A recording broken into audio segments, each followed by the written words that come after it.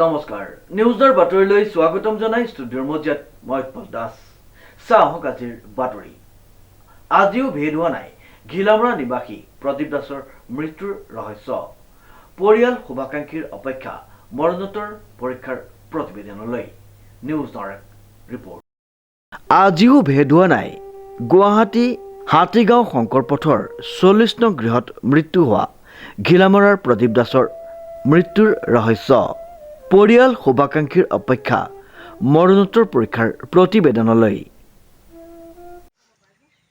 ল'ৰাটো মাঘ বিহুত আহিছিলে ঘৰলৈ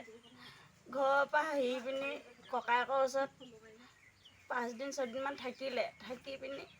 বেলেগ ৰুম এটা পাইছোঁ বোলে পাই পিনি সিয়াতে থাকোঁগৈ মই দাদাৰ ওচৰৰ পৰা আহিবলৈ বহুত অসুবিধা এইটো কাৰণে মই বোলে বেলেগ ৰুম ভালকেনে ফ্ৰীকেনে পাইছোঁ তাতে থাকোঁ চবপিনে খোৱা বোৱা সুবিধা আছে সেইটো কাৰণে আমি তাতে থাকিব দিলোঁ তই যদি ভাল পাইছ তাতে থাকগৈ এতিয়া যে আমি এতিয়া সেই কাম কৰা 20 দিনমান হৈছিলেহে 20 দিনৰ পিছতে যে তাৰ ডেড বডি দেখিবলৈ পালোঁ আমি এতিয়া সেনেখিনি মোলৈ ফোনো কৰিছিলে বাৰু যিদিনা মৰিব সেইদিনাখিনি ফোন কৰিছিলে আমি সুধিছোঁ তই দোকানতে আছনে অঁ দোকানতে আছোঁ তাৰপিছত দোকানতে আছ তাৰপৰা ভাল পাইছ না থাকি সেই বুলি সুধিছোঁ তাৰ ভাল পাইছোঁ মা সেই বুলি সুধিছে সেই বুলি কৈছে আৰু তাৰপিছত ভাল পাইছোঁ যদি থাক আৰু সেই বুলি আমি ফোনটো কাটি দিলোঁ কাটি দিয়াৰ পিছতে আমি এতিয়ানো ভাল বুলি ভাবি পিনি আমি ৰাতি শুই আছোঁ আৰু শুই থকাৰ ভিতৰত ৰাতিপুৱা শুনিছোঁ যে এনেকৈ ডেথ হৈ আছে আমি এতিয়া কেনেকৈ আমি থাকোঁ আমি ইমান উঠি অহা ল'ৰাটো ইমান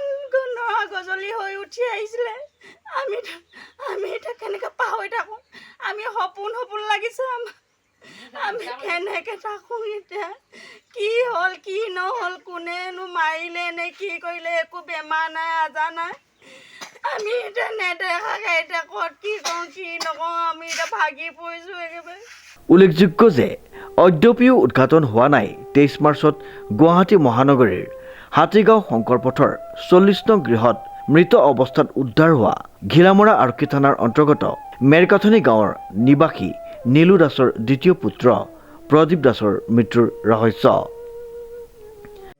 এই ঘিলামাৰা মেৰকাথনি লখিমপুৰ ডিষ্ট্ৰিক্ট ঘিলামাৰা মেৰকাথনি তাৰপিছত ল'ৰাটো 20 দিনমান হৈছে যোৱা 20 দিনমান পিছত এতিয়া ৰাতি 3টা বজাত কথা বাৰ্তা পাতিলে পতাৰ পিছত ল'ৰাটো কি হ'ল নাইকিয়া হ'ল